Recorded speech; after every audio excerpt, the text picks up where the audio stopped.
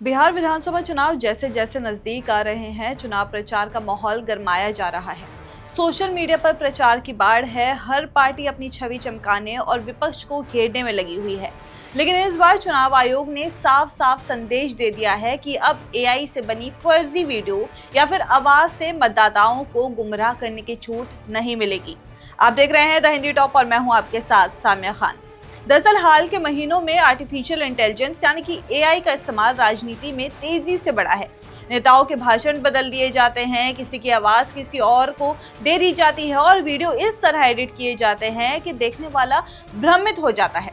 ऐसे में बिहार चुनाव से पहले चुनाव आयोग ने बड़ा फैसला लिया है कि अब एआई से बनी हर सामग्री पर सख्त निगरानी रखी जाएगी और जो नियम तोड़ेगा उस पर तुरंत कार्रवाई होगी। चुनाव आयोग ने सभी राजनीतिक दलों को नए दिशा निर्देश भेजे हैं। अब कोई भी पार्टी, उम्मीदवार या फिर संगठन अगर एआई से बनाई गई सामग्री का इस्तेमाल करेगा तो उसे एआई जनरेटेड, डिजिटली क्रिएटेड या फिर सिंथेटिक कंटेंट जैसे लेबल के साथ दिखाना अनिवार्य होगा। ये लेबल छोटा मोटा नहीं होगा बल्कि स्क्रीन का कम से कम 10% हिस्सा कवर करेगा ताकि कोई भी मतदाता ये समझ सके कि जो कुछ वो देख रहा है या सुन रहा है वो असली नहीं है बल्कि एआई से तैयार किया गया है। अगर कंटेंट ऑडियो फॉर्मेट में है तो वहाँ भी नियम तय है। शुरुआत के पहले 10 सेकंड में साफ साफ बताया जाएगा कि ये एआई से बनाई गई सामग्री है। यानी अब किसी की नकली आवाज बनाकर उसे वायरल करने की कोशिश करने वालों को पहले ही बताना होगा कि ये असली नहीं है। ये नियम नया नहीं है। 2024 के लोकसभा चुनाव में भी ऐसे निर्देश जारी किया गया था, लेकिन इस बार आयोग ने इसे और सख्त कर दिया है। अब केवल लेबल लगाने की बात नहीं बल्कि उसका साइज, टाइमिंग और विजिबिलिटी तक तय कर दी गई है। इसके अलावा आयोग ने एक और अहम कदम उठाया है। एआई से तैयार किसी भी प्रचार सामग्री में उसे बनाने वाले व्यक्ति या फिर संस्था का नाम बताना जरूरी होगा। ये जानकारी मेटा डेटा या कैप्शन में लिखी जाएगी ताकि अगर कोई विवाद होता है तो चुनाव आयोग आसानी से पता लगा सके कि वीडियो या ऑडियो किसने बनाया है।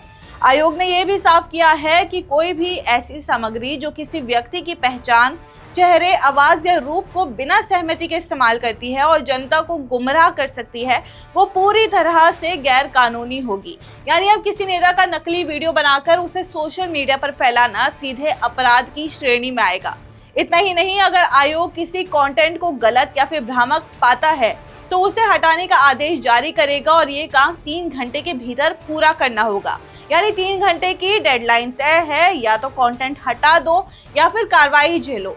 साथ ही आयोग ने सभी राजनीतिक दलों को ये भी निर्देश दिया है कि वो अपनी एआई से बनी प्रचार सामग्री का रिकॉर्ड अपने पास रखें। इसमें क्रिएटर की डिटेल, टाइम स्टैम्प और अन्य तकनीकी जानकारी शामिल होगी। अगर चुनाव आयोग चाहे तो किसी भी वक्त इन डाटा की जांच कर सकता है।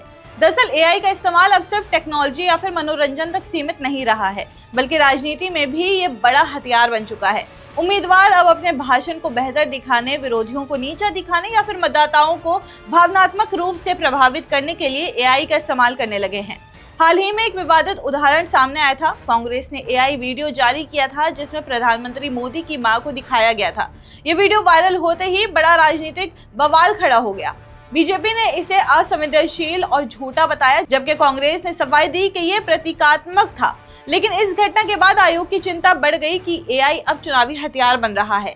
इसलिए बिहार चुनाव से पहले आयोग नहीं चाहता कि झूठी खबरें, फर्जी वीडियो या फिर भ्रामक आवाजें मतदाताओं तक पहुंचे। सोशल मीडिया प्लेटफॉर्म पर भी अब जिम्मेदारी बढ़ा दी गई है। फेसबुक, एक्स यानी कि ट्विटर, यूट्यूब और इंस्टाग्राम जैसे प्लेटफॉर्म को आयोग ने निर्देश दिए हैं कि वो भी एआई आधारित कंटेंट पर सख्त मॉनिटरिंग करे और किसी शिकायत के आने पर तुरंत कार्रवाई करे। तो कुल मिलाकर अब चुनाव प्रचार का मैदान पहले जैसा नहीं रहेगा। अब कोई भी पार्टी मतदाताओं की भावनाओं से खिलवाड़ करने के लिए एआई का गलत इस्तेमाल नहीं कर सकेगी। अगर ऐसा हुआ तो 3 घंटे के भीतर डिजिटल शिकंजा कस जाएगा। लेकिन बड़ा सवाल यह है कि क्या ये कदम एआई जनरेटेड फेक न्यूज को रोक पाएगा? क्या हर वीडियो की पहचान हो सकेगी कि वो असली है या फिर नकली? और क्या राजनीतिक पार्टियां इस सख्ती को सही भावना से लागू करेंगी? आपकी इस पे जो भी राय है हमें कमेंट्स करके जरूर बताइए और ऐसे ही और जानकारी के लिए आप हमारे चैनल द हिंदी टॉप को सब्सक्राइब कर ले। इसके अलावा आप हमें एक्स, फेसबुक और इंस्टाग्राम पर भी फॉलो कर सकते हैं।